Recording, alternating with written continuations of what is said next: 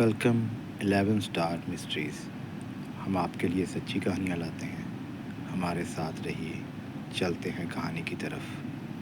ٹرانسلوانیا کی ایک گمنام وادی یورپ. سال 1883 کی سردیاں یورپ کی تاریخ کا وہ سیاہ باب ہے جسے لوگ آج بھی یاد کر کے کانپ اٹھتے ہیں.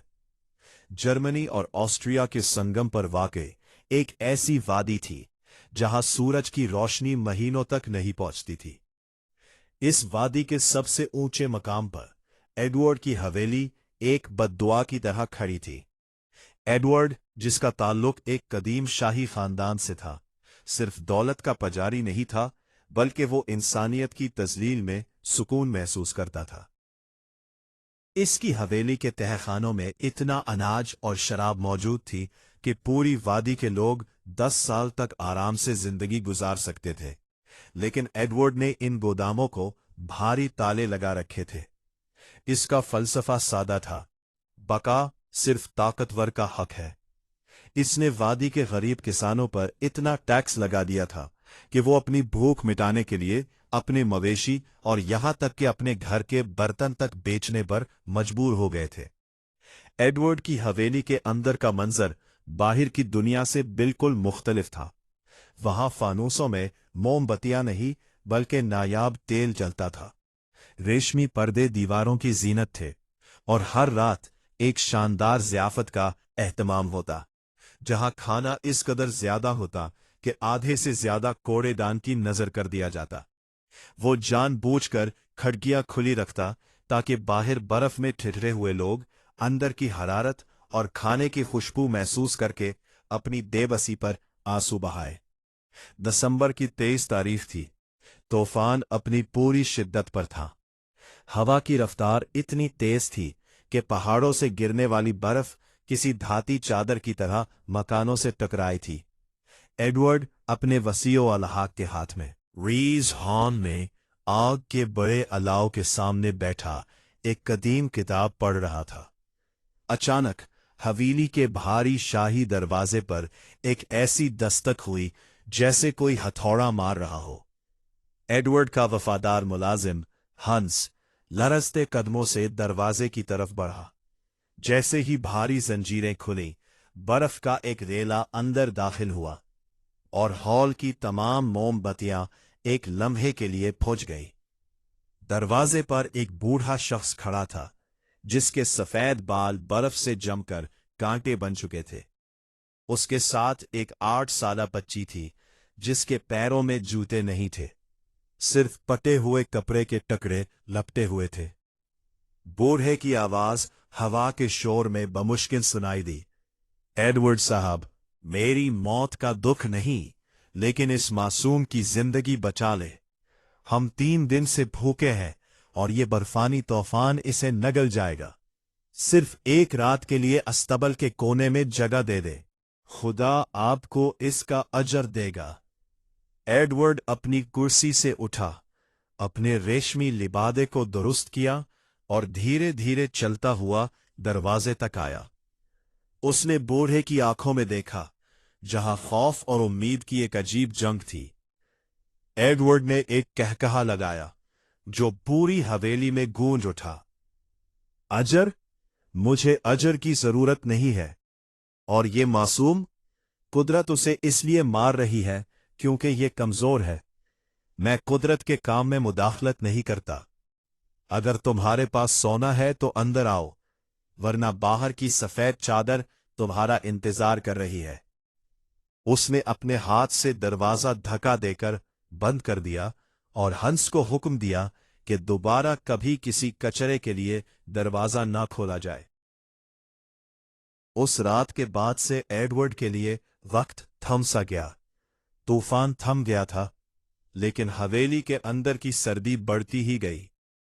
پہلے اسے لگا کہ شاید لکڑیاں گیلی ہے اس لیے آگ صحیح نہیں جل رہی، لیکن جلد ہی اسے احساس ہوا کہ یہ سردی مادی نہیں تھی. ایک رات جب وہ اپنے کمرے میں اکیلا تھا، اسے اپنے بستر کے نیچے سے کسی کے سانس لینے کی آواز آئی. وہ سانسیں اتنی ٹھنڈی تھی کہ بستر کی چادر پر پالا فروسٹ جمنے لگا. उसने नीचे झांक कर देखा तो वहां कोई ना था, लेकिन जैसे ही वो सीधा हुआ उसने देखा कि कमरे के बड़े आईने पर धंध जम चुकी है, और उस धंध में किसी ने अपनी उंगली से लिखा है, बका सिर्फ ताकतवर का हक नहीं है। एडवर्ड गुस्से और खौफ के आलम में चलाया, लेकिन उसकी आवाज कमरे की दीवारों से टकराकर वापस आ गई, जैसे दीवारें उसे निगल रही हों। इसी रात उसने पहली बार उन कदमों की चाप सुनी, छोटे छोटे नंगे पांव के निशानात, जो काली मिट्टी और बर्फ से बने हुए थे। उसके महंगे कालीन पर हर तरफ मौजूद थे। वो निशानात सीधे उसके सोने के कमरे से शुरू होकर उसके खाने की मेज तक जाते थे। नफसियाती दहशत और मुंजमद ख्वाब। वक्त गुजरने के साथ साथ एडवर्ड की हवेली एक जेल बन गई। उसके तमाम मुलाजिम एक एक करके भाग गए, सवाए बूढ़े हंस के, जो खौफ के मारे बोलने की सकत खो चुका था। एडवर्ड ने देखा कि उसके खाने के कमरे में मौजूद चांदी के बर्तन काले पड़ रहे थे। शराब के जाम में डालते ही मशरूब बर्फ के टुकड़ों में बदल जाता। एक दोपहर जब वो भूख से निढाल होकर किचन में गया तो उसने देखा कि तमाम अनाज मिट्टी में बदल चुका है। वो जितना भी सोना अलमारियों से निकालता, वो सोना उसे हरारत देने के बजाय उसके हाथों को जला देता, जैसे वो सोना नहीं बल्कि मुंजमद तांबा हो। उसे अब हर वक्त अपने पीछे किसी की मौजूदगी का एहसास रहता। जब वो आईना देखता तो उसे अपना चेहरा नहीं बल्कि उस बूढ़े और बच्ची का मसशुदा चेहरा नजर आता। बच्ची का नीला हाथ अक्सर उसके कंधे पर महसूस होता, जो इतना ठंडा था कि एडवर्ड की जिंद वहां से नीली पड़ने लगी। वो चीखता, रोता, लेकिन वादी के लोग जो उसकी हवेली के पास से गुजरते, वो सिर्फ यही समझते कि शायद हवा पहाड़ों की दर्रों में सीटियां बजा रही है। 24 दिसंबर की रात क्रिसमस की आमद थी। वादी के छोटे से चर्च की घंटी दूर कहीं बज रही थी। एडवर्ड अपने हॉल में अकेला सोने के सुक्कों के ढेर के दरमियान बैठा था, जैसे वो सके उसे बचा लेंगे। अचानक हवेली का वही भारी दरवाजा, जिसे खोलने के लिए 4 आदमियों की जरूरत होती थी, खुद ब खुद खुल गया। बर्फ का एक ऐसा तूफान अंदर दाखिल हुआ जिसने आग के बड़े अलाव को 1 सेकंड में बुझा दिया। अंधेरे में 2 साए एडवर्ड की तरफ बढ़ने लगे।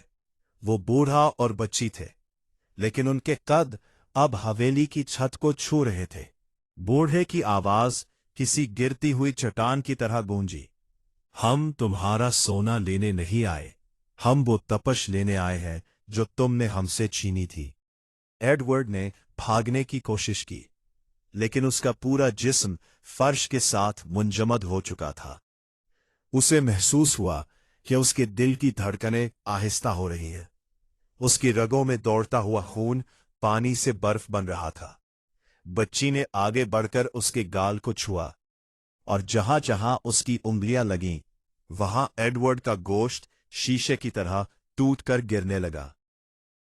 वो सोना जो पर आपके बस में छतरा, आपके बस में छतरादारी और बर्फ में पहाड़ी था, उसके बर्फ शीशे की तरह टूटकर गिरने लगा।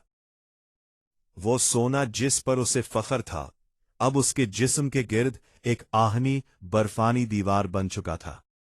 उसने अपनी आखिरी सांस में मुआफी मांगनी चाहिए, लेकिन उसके हलक से सिर्फ बर्फ के जर्रे निकले। अगली सुबह जब वादी के लोग हवेली में दाखिल हुए तो वहां का मंजर इंसानी अक्ल से बाहर था। पूरी हवेली के अंदर दर्जा हरारत बाहर की निस्बत 10 गुना कम था। हॉल के वस्त में एडवर्ड अपनी कुर्सी पर बैठा था, लेकिन वो अब इंसान नहीं रहा था। वो एक शफाफ बर्फ के मुजस्समे में बदल चुका था, जिसके अंदर उसका दिल एक काले पत्थर की तरह साफ नजर आ रहा था। उसके बिखरे हुए सोने के सिक्के अब सिर्फ कोयले के टुकड़े थे, जिनसे एक अजीब सी सड़ाहट आ रही थी। हंस, जो हवेली के एक कोने में जिंदा बच गया था, उसने बताया कि रात भर उसने फरिश्तों के गाने की नहीं बल्कि रूहों के रोने और हंसने की आवाजें सुनी थी। उस दिन के बाद एडवर्ड की हवेली को कभी खोला नहीं गया। लोग कहते हैं कि हर साल 23 दिसंबर को उस पहाड़ी पर एक छोटी बच्ची का साया देखा जाता है जो अपने हाथ में एक जलती हुई मोमबत्ती लिए घूमती है, और जहां जहां वो गुजरती है वहां की बर्फ पिघल जाती है। ये इस बात की निशानी है कि हमदर्दी की तपश मौत के बाद भी जिंदा रहती है, जबकि बेहिसी की सर्दी इंसान को जीते जी मट्टी कर देती है। इखलाकी सबक, मॉरल, कायनात का सबसे बड़ा कानून मकाफात अमल है। जो सर्द महरी हम दूसरों के लिए अपने दिल में पालते हैं वही एक दिन हमारी रूहों के गिर्द घेरा डाल लेती है। दौलत इंसान को महल तो दे सकती है, लेकिन वो सुकून और तपश नहीं दे सकती जो सिर्फ इंसानियत की खिदमत और हमदर्दी से हासिल होती है। याद रखें, आपकी कब्र में वो सोना नहीं जाएगा जो आपने तजवोरियों में छुपाया है, बल्कि वो दुआएं जाएंगी जो आपने किसी भूखे को निवाला देकर कमाई थी। मैं उम्मीद करता हूँ कि आपको हमारी आज की कहानी पसंद आई होगी। हमारे साथ रहने का शुक्रिया। Please follow and subscribe 11 star mysteries.